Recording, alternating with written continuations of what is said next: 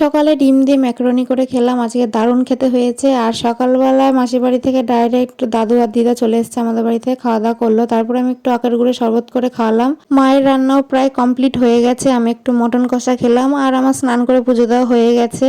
আর আজকের মেনু হচ্ছে তেল বেগুন, কর্মি শাক, মাছের ঝাল, কাতলা মাছের, ডাল আর আমের চাটনি, আর হয়েছে ঘন করে মটন কষা।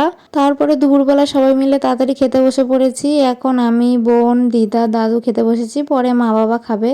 আর মাংস রান্না হলে বোন নিজের হাতেই খায়। তো আজকে সব কটা রান্নায় খুব সুন্দর খেতে হয়েছে। তারপরে বিকেলবেলার দিকে দাদুর সাথে আমি একটু দোকানে গেছিলাম, আমার জন্য কিছু আনতে পারিনি, তাই আমাকে একটা ক্যাডবেরি দিল আর ভাইয়ের জন্য টুকটাকি কিনেছে। সন্ধ্যাবেলা আমি একটু মুড়ি মাখিয়েছিলাম আর ঠাকুমা গোসাই বাড়ি থেকে গোবিন্দের প্রসাদ নিয়ে এসেছিল, দিদা দাদু ওটাই খেয়েছে। আমি রুটি আর মটন কষা খেলাম। আর আমি তো এসিতে ঘুমাই না, দিদা আসলে আমার সাথে ঘুমায়, তো জোর করে নিয়ে আসলো। তো সবাইকে গুড নাইট, টাটা।